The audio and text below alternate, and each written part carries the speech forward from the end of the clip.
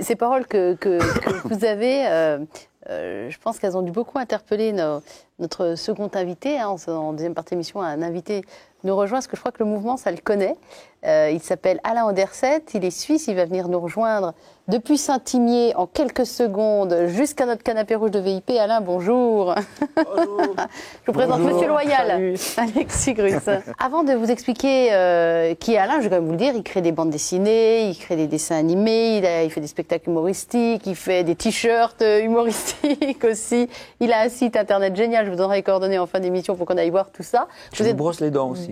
Il brosse les dents, c'est formidable. Merci beaucoup Alain. C'est bien ça. Ça fait plaisir. Avec une brosse à dents. Ça fait très plaisir. Oui, et du bon côté. Alors, ça va être dur de ramener la conversation sur des choses un peu moins futiles. Alain, vous avez regardé la première partie de l'émission. Ouais. Est-ce que vous avez une phrase, une pensée, une réflexion d'Alexis Grus qui vous a particulièrement interpellé? Oh, il y a plein de trucs. Hein. Il y a plein de trucs. Vous retrouvez déjà Moi, sur la je viens foi. aussi, puis il y a plein de trucs que je me dis, ah, c'est peut-être nous tous qui viennent. Mais par exemple, les racines, moi, ça me parle, quoi. Ah oui, alors chez lui, dans son atelier, il y a des plantes partout. Il faut quand même le savoir. C'est pas des arbres et des chênes de 240 ans. Ce sont des plantes, des bananiers, ça monte dans tous les sens. C'est un atelier immense. Pourquoi ça vous parle plus sérieusement, les racines? Par exemple, une des plantes que j'ai, alors c'est clair, elle n'a pas 200 ans, mais c'est mon père qui l'avait avant que je sois né, et puis elle est là. Enfin, ouais, c'est des trucs comme ça, quoi. C'est plus qu'une plante, quoi. C'est un symbole. Ouais, puis aussi, c'est vivant, tu vois, puis si tu t'en occupes plus, ça meurt. Et je crois que dans la vie, ben, c'est comme les amitiés, c'est comme la relation à Dieu, c'est comme... Tu dois t'en occuper, tu dois être attentif, tu dois être là, tu vois. Et puis tu peux pas juste arroser juste pour arroser. Moi, je mets les mains dedans, je sens si c'est humide ou pas. Tu vois, c'est comme ça. Puis bon, ben voilà quoi. Enfin, je vais pas faire tout un truc. Souvent, on me fait la réflexion pour le dressage des chevaux. On parle de dresser les chevaux. Et monsieur est dans un pays où j'ai des amis formidables qui s'appellent les CNI. Ouais, qui ont un cirque, évidemment. Qui ont le même espace scénique que le nôtre. C'est-à-dire qu'on est 3 cirques en Europe à avoir cet espace-là. Il y a Krone en Allemagne, CNI en Suisse et moi en France. Et souvent, on nous parle de dressage, et moi, je parle toujours d'éducation. Et lui, qu'est-ce qu'il y a de différence que vous faites entre le dressage et l'éducation? Et je prends la plante que l'on plante dans un pot et qui pousse. Et je dis aux gens, mais si la plante pousse de travers, qu'est-ce que vous faites? Alors, ils disent, mais je mets un tuteur. Je dis, oui, mais vous n'allez pas jusqu'au bout de la question.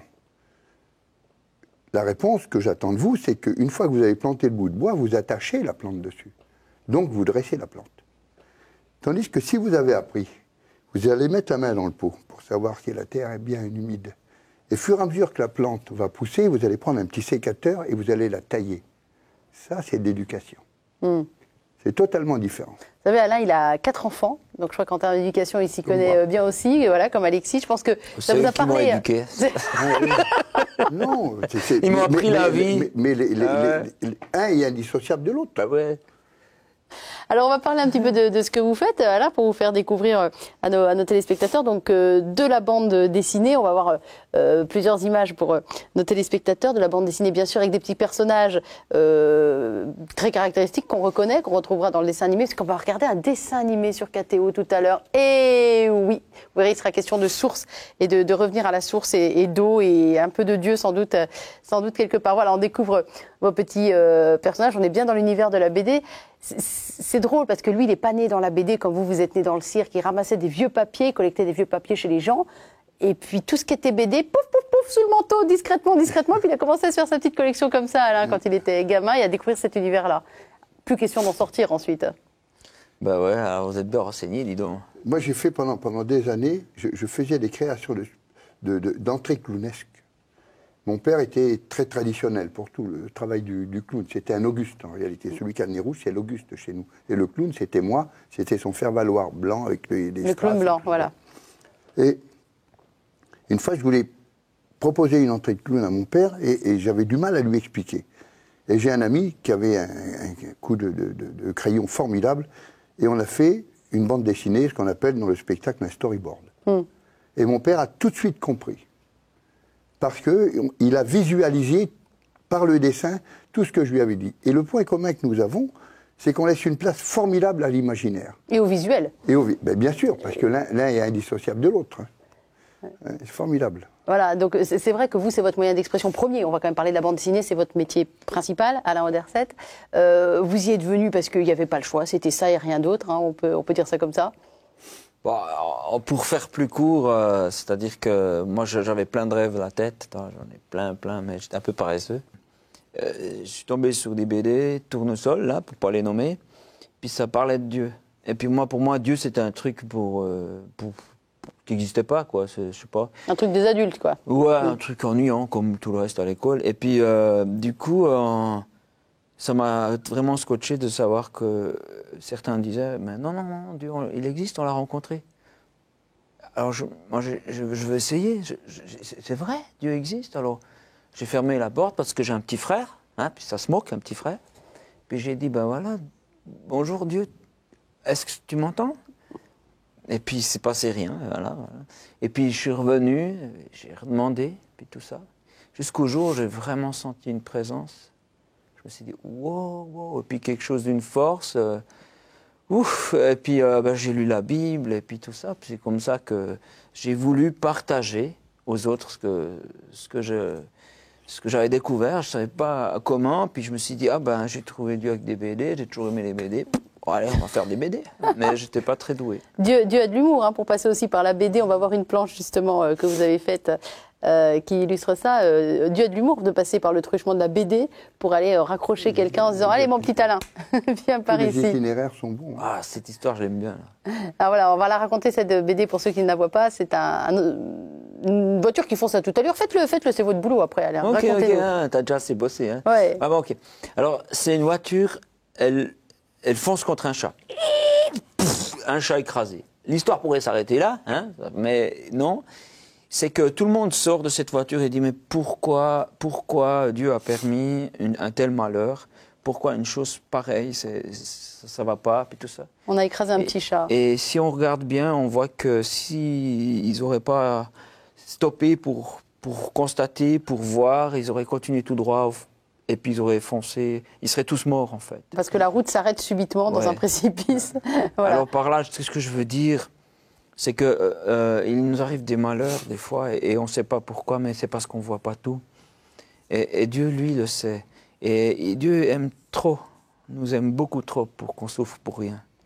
Et c'est juste faire confiance qu'il y a quelque chose qu'on comprendra plus tard. Mais c'est un peu l'histoire de votre vie, où il y a des choses qui se mettent bout à bout en place. Quand on préparait cette émission, Alexis Grus m'a dit en rigolant, est-ce qu'il fait des miracles, cet homme-là ? Et donc moi j'ai téléphoné à Alain Auderset, j'ai dit, vous faites des miracles ? Il dit, j'en fais pas, mais j'en ai eu. Et la manière de, voilà, cette ancienne église où vous vivez aujourd'hui, c'est l'histoire, elle serait trop longue à raconter, mais qui vous a permis de vivre dans cette église, c'est absolument incroyable. Pour être aidé à ce moment-là, il faut que Dieu fasse un petit clin d'œil pour que ça marche quand on n'a pas le sou, hein, quand les banquiers ne veulent pas prêter. Quelqu'un arrive, il donne de l'argent. Cette histoire, tu avais dit que dans tous les moments, tu serais toujours derrière moi pour me porter.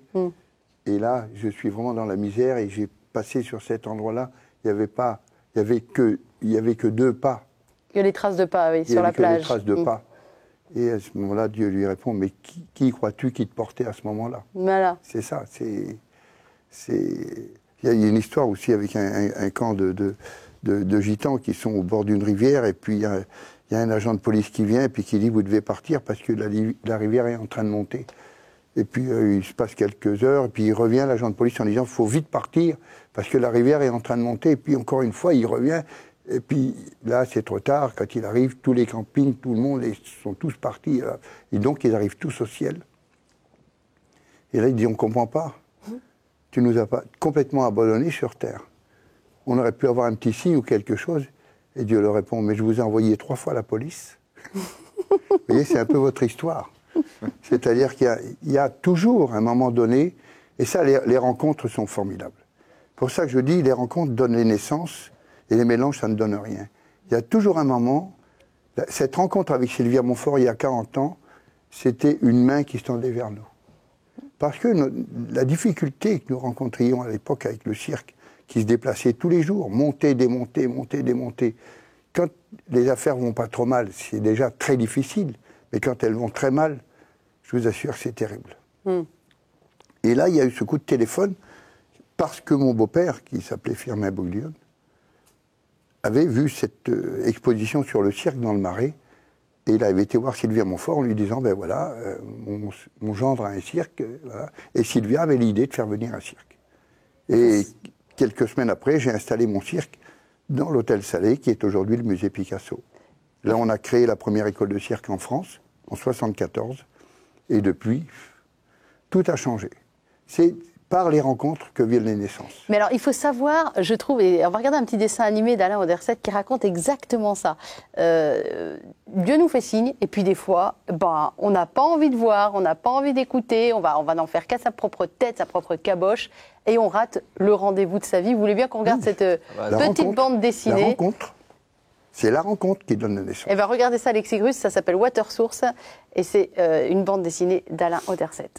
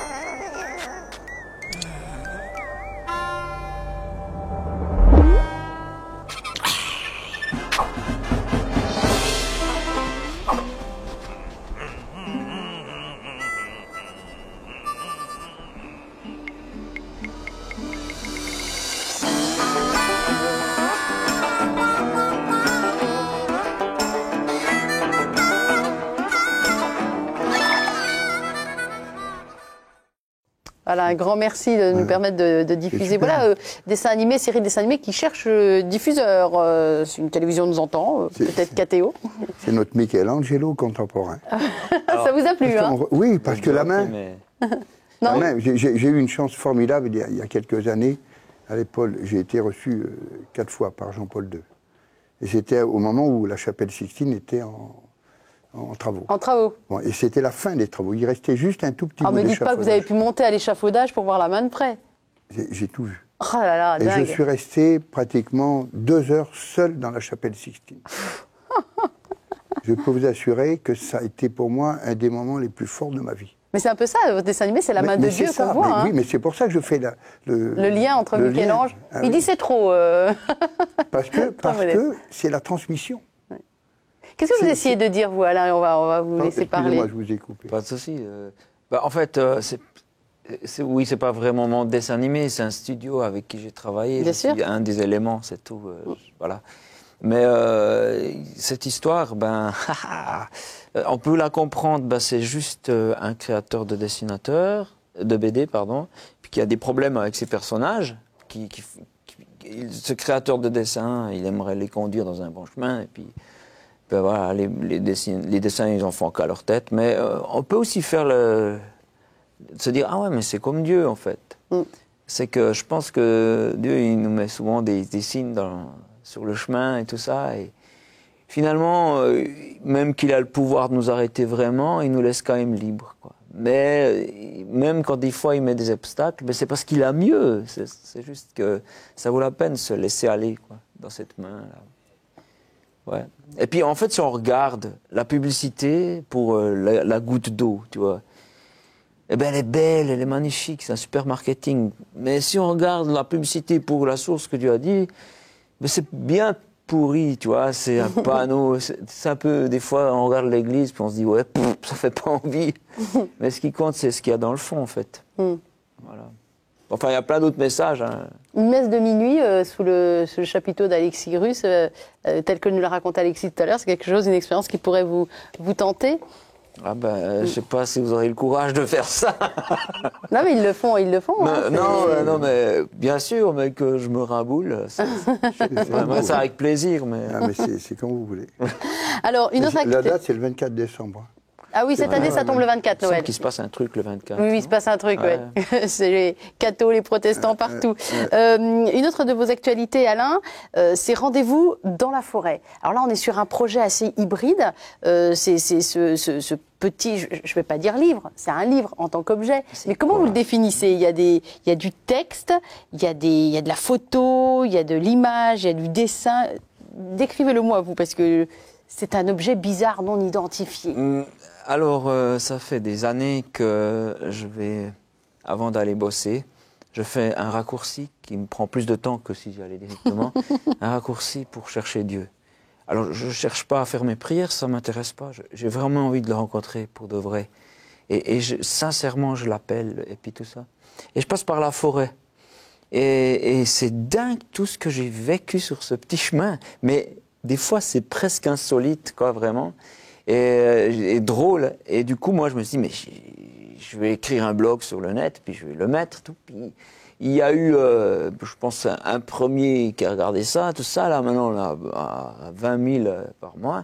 Et puis, il y a plein de gens qui me disent, mais c'est quand le livre et tout ça? Alors, à un moment, j'ai pris les feuilles, je les ai rassemblées, donc pas ceux de la forêt, hein, mais... Et j'ai mis ça avec des dessins, avec les gens que j'ai rencontrés dans la forêt. Des fois, j'y vais à 3 heures du mat, parce que j'arrive pas à dormir. Alors, je vais, et puis je rencontre des gens. Je me dis, qu'est-ce que vous foutez dans la forêt? Enfin, je dis, en fait, moi aussi. En fait, qu'est-ce que enfin, bref. Et puis, il y a l'éclairage de la lune, il y a ce silence. C'est très vivant, la nuit, c'est fou. Et puis, où il y a aussi, quand j'ai voyagé en Inde, il y a aussi des forêts, tu vois. Et puis j'ai rencontré des gens, waouh, j'ai eu de la peine à me remettre de voir autant de misère, mais aussi une richesse. Les gens sourient dans le pire des malheurs. Enfin, j'ai mis tout ça, et puis voilà, ça touche beaucoup de gens, même qui viennent de sortir. Et rendez-vous dans la forêt, au-delà de ce petit chemin dont vous nous parlez, depuis tout petit, elle est très très présente pour vous, parce que vous avez grandi dans un lieu baigné de nature. Vous avez, vous, un lieu comme ça, Alexis, alors on sort de la piste, hein, on est bien d'accord, où vous allez vous ressourcer. Est-ce que la forêt, par exemple, qui parle tellement, à tel point qu'il a mis des plantes partout dans son atelier, et que c'est une forêt tropicale, vous avez, vous, un lieu de ressourcement comme celui-là, ou une forêt? Oui. Et dans cette période de l'année, j'ai cru, et j'y crois toujours du reste, au Père Noël. Et avec mes frères et sœurs, avec mes cousins, cousines, on allait écouter les chevaux parler le soir de Noël. On se glissait dans l'écurie, et là, il y avait une 60aine de chevaux qui appartenaient à mon oncle. Et votre oncle Alexis Grus, ouais. Premier. Senior. Oui, il est né. Et il y avait un brouhaha absolument incroyable. Et il y avait des moments, on était là accroupis, il y avait de la neige à l'époque, l'hiver. Et dans les moments de silence, on entendait des choses formidables. Mais qu'est-ce que ça se raconte, des chevaux Ça se raconte ce que vous avez envie d'entendre. C'est là où c'est formidable l'imaginaire. Parce que quand on se retrouvait après dans la caravane avec ce sapin de Noël, j'ai encore l'odeur de ce sapin, l'odeur du sapin. Ma grand-mère et ma mère mettaient des petites plures de mandarine sur le feu, sur la cuisinière, là. Cette odeur de mandarine grillée, l'odeur du sapin,